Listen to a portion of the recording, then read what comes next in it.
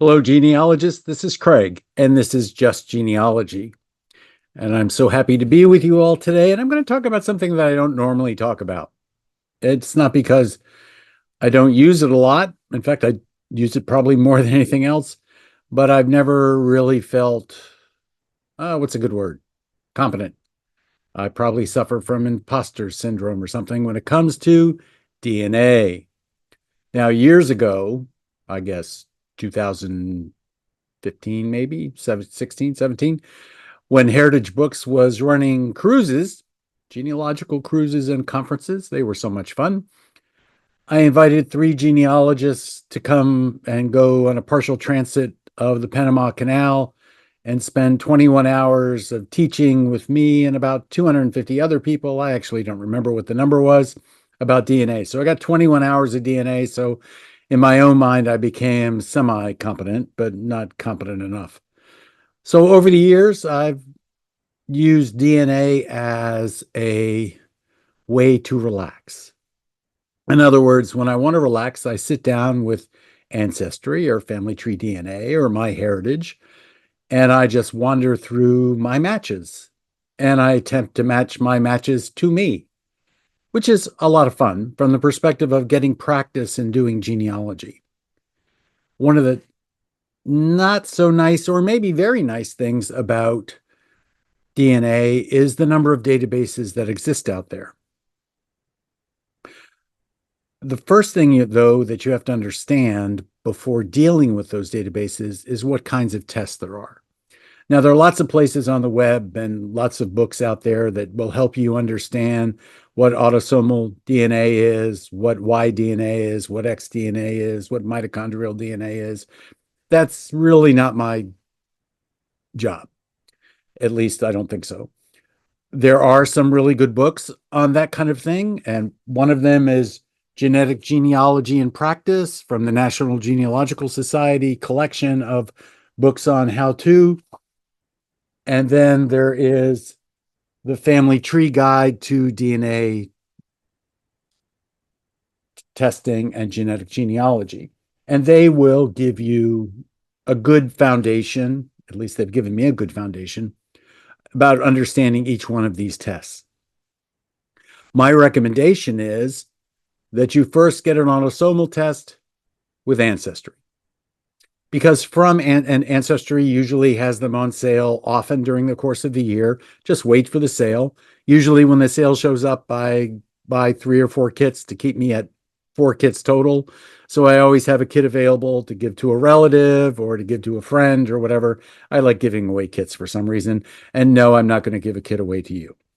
Unless you can demonstrate to me how you actually relate to me. Started with Ancestry. They only do autosomal. So that means you've got to find a place to do Y-DNA for those males in your family and the X-DNA and the mitochondrial DNA, and that's family tree DNA. And that's pretty much the go-to place to do that. And there is also 23andMe for that kind of thing, but they've made some changes recently, and I've always found 23andMe difficult to use. But they're moving over to MyHeritage or something like that. I really don't know. I haven't paid much attention, but there is that. Now, Family Tree DNA, I just don't like the interface, but that's me. MyHeritage will, sometimes for free and sometimes for a very small fee, accept your Ancestry DNA. So you don't actually have to do a DNA test with MyHeritage. So I would recommend you do the Ancestry test, and then when the appropriate time comes, MyHeritage just last month or so announced that you could do it for free, transferring the text file from Ancestry into MyHeritage. So I would recommend that you move your autosomal all the way around every available test that you can get into, but start with Ancestry. Now, personally, I also recommend that you import your data into GEDmatch. And I've had some success with GEDmatch, although I don't use it as much as I used to because there's so much for me to do in the other databases that I really don't have to worry about it. But I found that when I get confused sometimes, that GEDmatch helps me get unconfused. So that there is that you could deal with. There is, for family tree and DNA, a new book by Roberta Estes that's just come out from Genealogical Publishing Company. And I'll put a link for this and the other books into the description. And this deals with the Y DNA, mitochondrial DNA, autosomal, and X DNA. Also, it's brand new. It comes in two versions. One is a black and white version, and the other is a color version. But you can download from the Genealogical Publishing website, and I'll provide a link for that also, the color plates that would be in the that would make the black and white version colored. And that piece is free. Basically, conceptually, here's what I did. I took all of my siblings and I put them into Ancestry DNA. And I took my parents, mother and father, and put them into family tree DNA because they were the farthest ones back. I took 3 tests for my mother to finally get an acceptable test for her mitochondrial DNA. And it just was because she kept eating pumpkin pie, I think. But anyway, they informed me that if it didn't work this third time, they weren't going to accept it. That was interesting. But anyway, so you will use family tree DNA in order to get your Y DNA out there. And I have gone so far as to do you should start with the 67 marker, nothing less than that. I recommend, and eventually you can upgrade when it goes on sale or those kind of things up to the big Y and that kind of thing, should you want to. I found it was useful.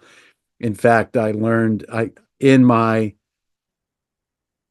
DNA, I have both Pollocks and Clarks and Scotts, and in my Y DNA, and I know why I have Clarks. My third great grandfather's brother stepped out, but I never knew why I had Pollocks. And actually, those Pollocks go all the way back to the 1400s. So I don't know whether I'm a Scott or whether I'm a Pollock, but it doesn't make any difference. I'll stick with Scott. Recognize that DNA tests are not cheap. So if your budget is constrained, as everybody's probably is, you just want to wait for these things to go on sale and the movement of them into various databases. Also, wait for those to go on sale. And that least expensive way to get them into all the databases is waiting for them to go on sale and waiting for that movement to go on sale. But don't forget, start with Ancestry when it goes on sale. If you haven't done it yet, you really should. Largely because I've been doing this for a long time, not necessarily the DNA part, but the genealogy part, like since I was 16. And there's some brick walls which I just never was able to solve, but with the help of DNA, I was able to actually get my great grandmother past and into her parents, which I thought was a major milestone, but I could not have done it without DNA. Remember that there is autosomal and that's Ancestry. All the other places also have autosomal, but Ancestry has the largest database. So you want to deal from the perspective of the largest database first. If you can only do one test, do the autosomal test with Ancestry. And then import it everywhere you can whenever it's free to import, or at the most, it usually costs about $35 to do that. So that's why you should do it. It's free to import it into GEDmatch. GEDmatch is a place that brings all these databases together, and it's useful. I just don't spend as much time in it as I probably should, but it's because I don't have that much time, and I'm actually doing it for fun. Quite often, I'll go into Ancestry and I'll look for the common matches.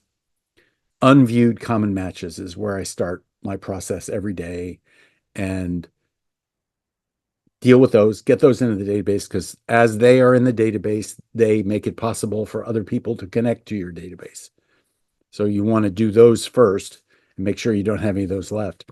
I was in a circumstance a while back where I was talking with someone about Y DNA, and she had people who connected, but they seemed to me to be too far apart. Same surname, but too far apart, but living in the same neighborhoods or not too far apart from each other. And so I said, well, what does the autosomal say? And she said, what? And I said, the autosomal. And she said, I don't know. And I basically sat her down and had her deal with something she'd never dealt with before, the autosomal. Autosomal is good for about 5 generations, maybe a little more sometimes. And by good, I mean good.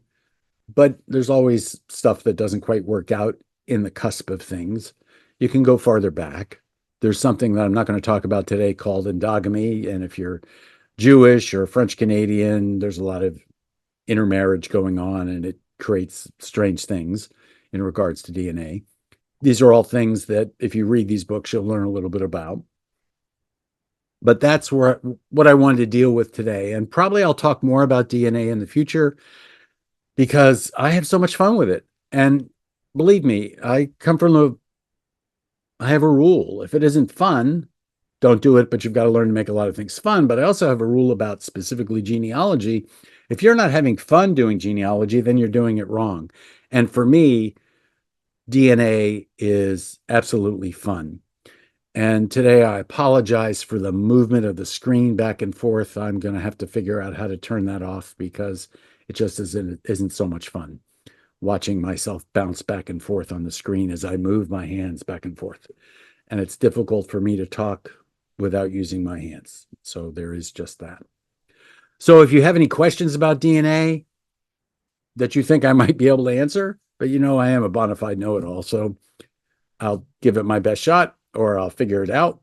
Put them in the comments. I greatly appreciate getting comments. And as most of you know, if I get a comment or that has a question in it, I try to respond to it as best I can.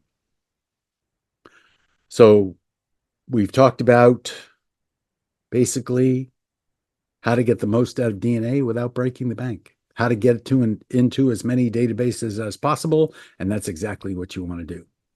But you have to understand what kind of test you're dealing with.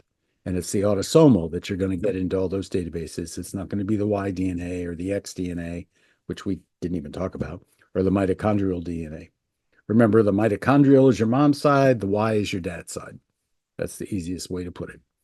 And everything in between, including those edges, is the autosomal, but it doesn't go back far enough. So this has been Craig. This has been Just Genealogy, and we'll see what we can do about doing some more of these videos. I'm sorry that I have just not been in a position where I could do them as often as I would like, but today begins a new leaf. Are you laughing? I am. Have a great day.